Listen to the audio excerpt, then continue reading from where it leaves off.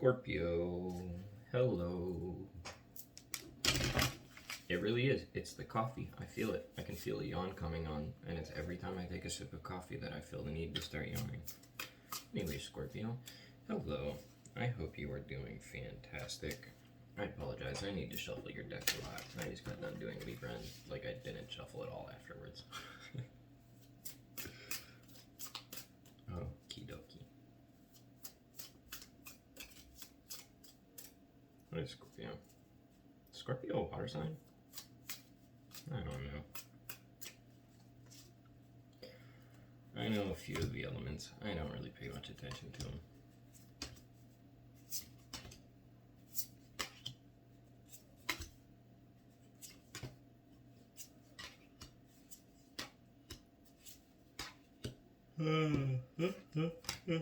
Okay, how are we starting off the week? I see transformation. What kind of transformation? What are we going into the week with?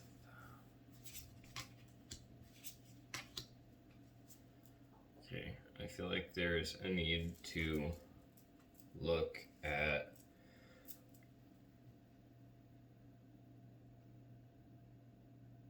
your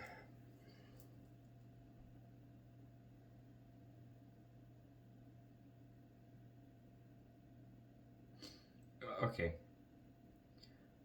It kind of feels like you're pretty content right now on the surface.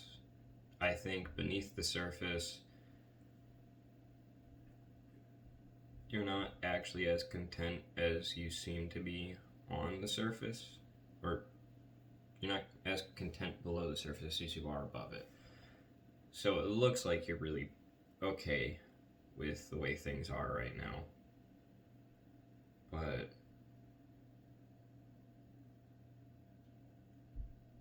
I think you may just be telling yourself that. I think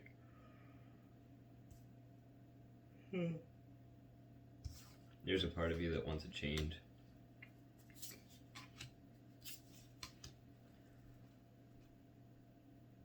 Okay.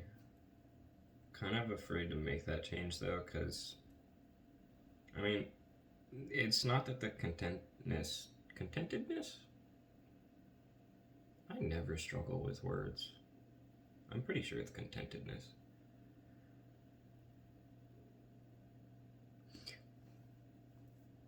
Okay, anyways.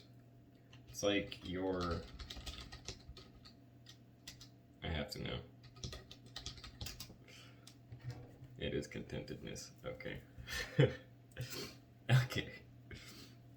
It's like you're afraid to change. Okay, no, sorry. It's not that your contentedness isn't justified. There is a reason for it. You appear content because, I mean, for all intents and purposes, you should be, because I think you have everything that you need. It's just... Correction. You have all of the necessities. It's kind of the luxuries that you're missing out on. And I think a lot of the reason you may be afraid to make a change is because you feel like if you do change, everything you've worked to build might come crumbling down. I think you've gotten yourself into a sort of routine where even if subconsciously you're not that happy with what you've got,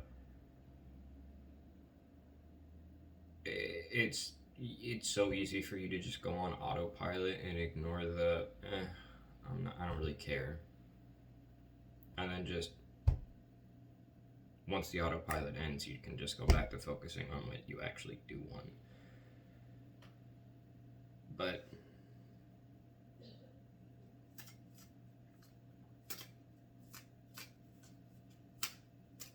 I think you're kind of just afraid of what you're going to find if that autopilot gets shut off.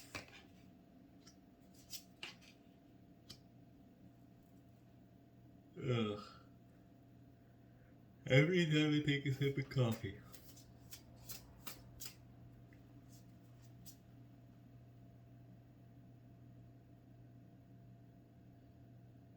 Okay, yeah. There's a sort of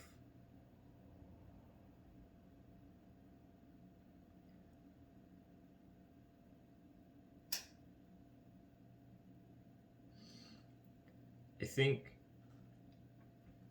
for you a lot of what it is it looks like you have everything you need for yourself, but I feel like there's sort of an underlying, but I also want to be useful to others. I don't just want to like do this for me, which I totally understand.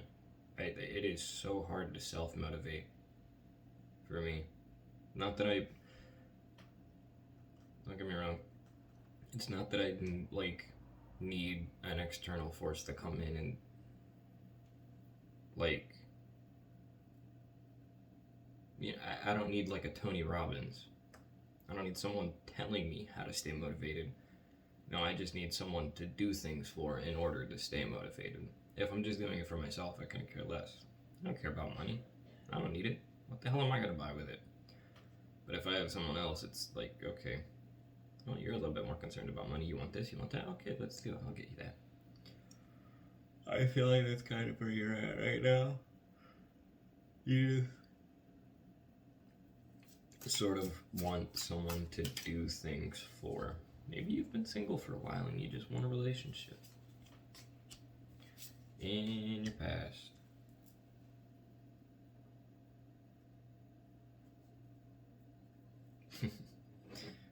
Yeah. So, looks like your past is kind of confirming it. It looks like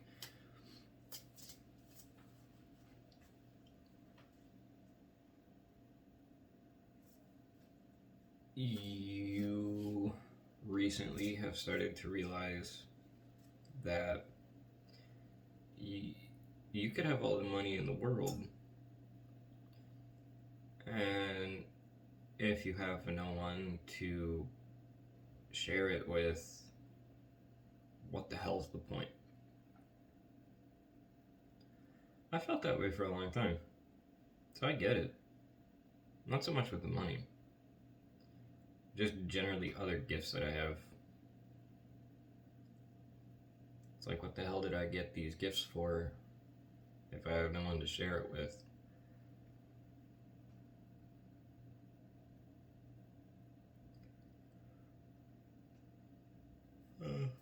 But yeah, kind of strikes me as a very lonely reading so far. Lonely in the sense that you're tired of being alone, or you're tired of not having someone to share it all with. And in the future, first half of the week,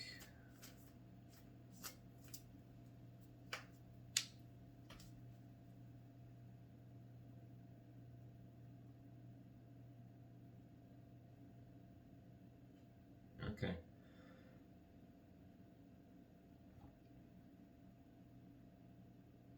It's an interesting approach. I can't say it's a bad one. I mean, it'll fit for some people, but it kind of looks like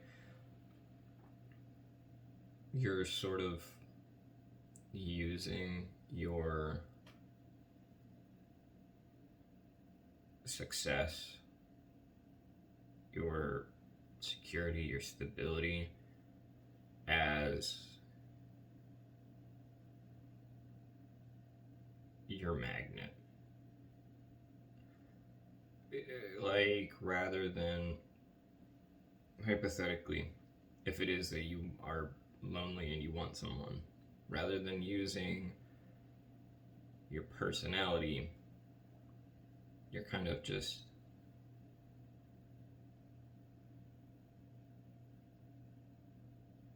trying to attract someone with what you've got.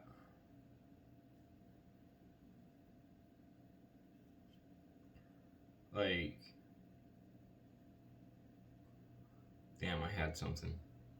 I got stolen. Anytime you're thinking of something and it gets stolen, that's the devil coming, taking it away, man. Said, nah, that's important. Let me have it. Ah, that wily devil. Oh, may I, Father. Okay, that's what it was. It's like, I think you're not doing this because you're shallow or because you think that these things really matter in the grand scheme. I think deep down you do know that, like, your personality is much more important than what you've got. It's just, I feel like possibly you've been so focused on all of these things for so long that you don't really know anything else. And like, this kind of seems to you like it is your personality now, but it's not. You're gonna attract the wrong people approaching it that way if you are approaching it that way. So I would advise that you don't. But I mean, if you've been alone for like a few months or a few years, what's a few more weeks? Use a few more weeks to just get in touch with yourself. Alright. Later half of the week, second half.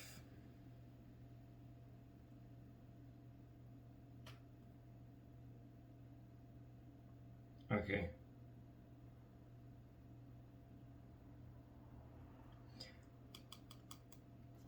It it looks like you end up realizing that that approach absolutely didn't work, thankfully. Although I think you're going to end up realizing that the hard way, unfortunately. Hopefully you can avoid it. These things aren't set in stone. You can avoid anything. You're the author of your own story, but goodness gracious. No, I think you're gonna end up realizing that that was absolutely not the approach, and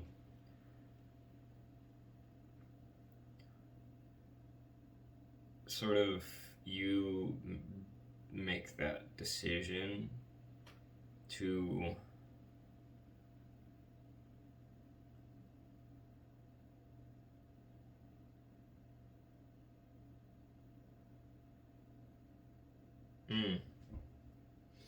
I don't like it when the cards do that.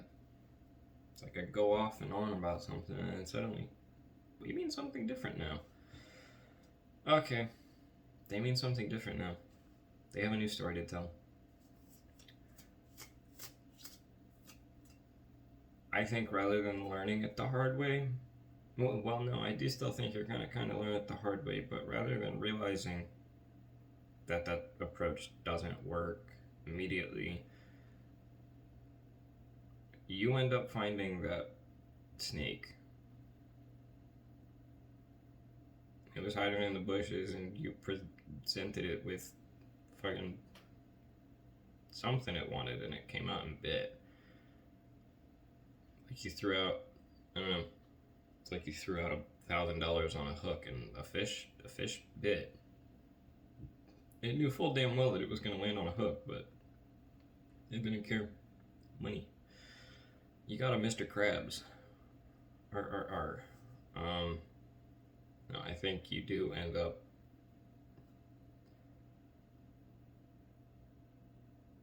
finding someone that's only interested in what they shouldn't be. You end up attracting the wrong type of person. Hopefully, you can catch on to this, realize it beforehand, avoid it.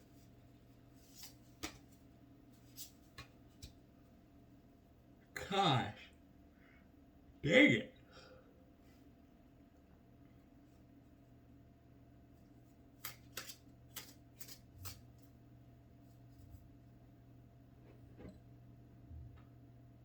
Okay.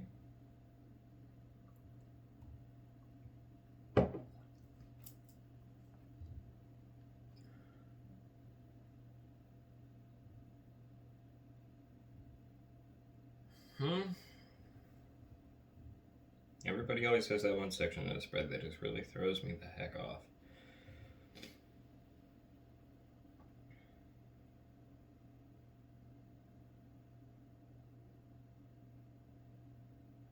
Okay.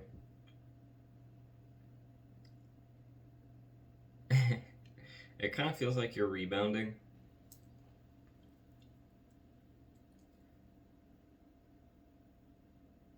Or, at the very least,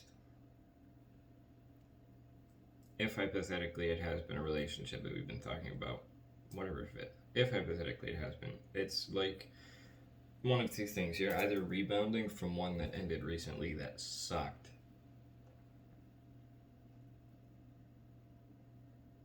or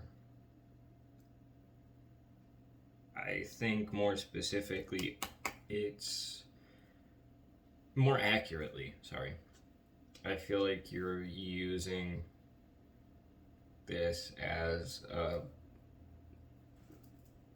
way to cover up your own problems rather than deal with what you've got going on. You'd rather just worry about someone else's BS, which, gotta tell you, with the approach that it looks like you're taking, you're definitely gonna find someone who has some BS for you to deal with. I don't know, if you want to practice being a therapist, it'll probably go great. Sorry, I do not read for smiles and sunshine. I just tell it like it is. Honestly, I think these are actually better readings. I don't know, personally I always preferred getting bad readings. A lot more insightful. I don't really listen to my own readings anymore. I'll do my own readings every once in a while, but I don't know. Even when I was back in my hippie days, and I was into the see funny color substances, I always enjoyed the bad trips a lot more. You'll learn a lot more from those dang things. I mean, granted, they suck. Like, in your birthday suit, in the kitchen, on your hands and knees, repeating, I'm sorry, for like half an hour straight. Not even sure what you're apologizing for, but you'll learn a lot from it. You sure do. You really do. I'm not advocating for don't do those things. Just meditate. It's like the same thing. Or, I don't know, approach life from different angles. Anyways, hopes or fears? Hopeful. Okay. It kind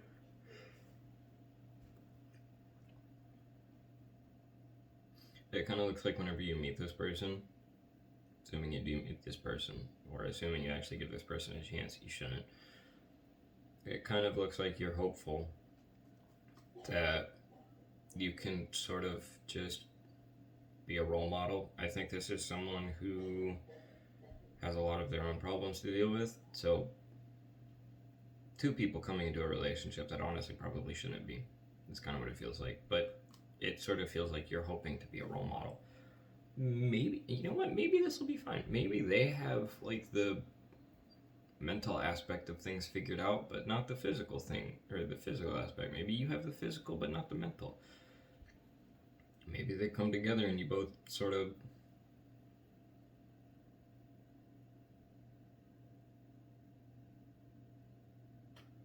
codependent, but not in a shitty way, like interdependent maybe. I don't know, but it kind of, yeah, it feels like you're hoping that you can rub off on them. Hopefully not in a negative, toxic way. I hope you don't think you should change this person to be what you want them to be.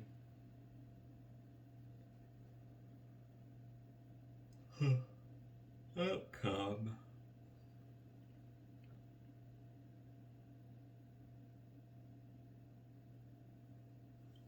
Look at you having two sections of your spread that confuse me. Why the hell does coffee make me tired? Ugh.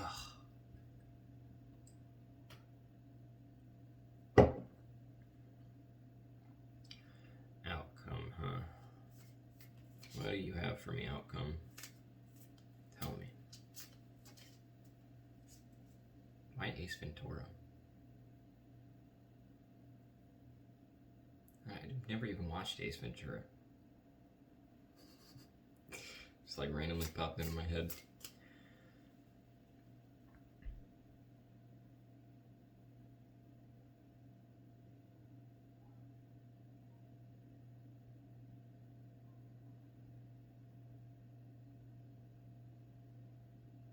Okay.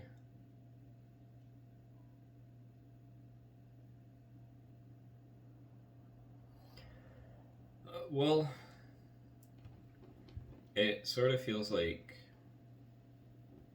worst case scenario, this relationship actually, assuming it's a relationship, is assuming, or worst case scenario, this, mother fudge, I can't speak. Worst case scenario, if this is a relationship and it doesn't work out, there is a silver lining to it. I think it helps you sort of realize what it is that you actually want.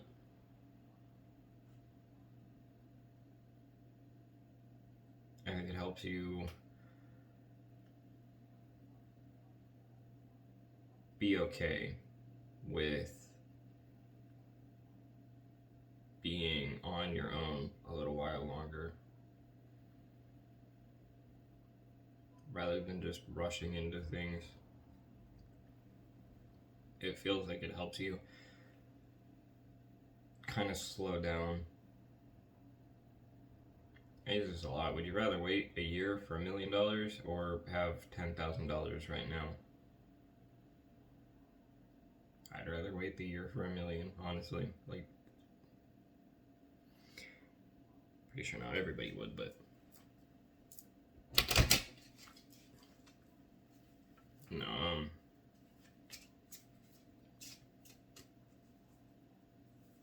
I don't. Hopefully the relationship can work, if it is a relationship. But if it doesn't,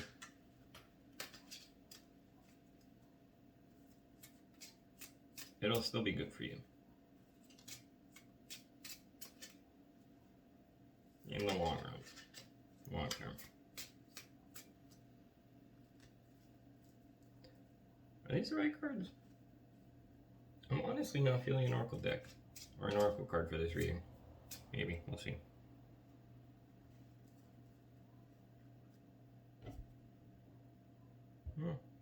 No. Actually, yeah, no. No oracle this time.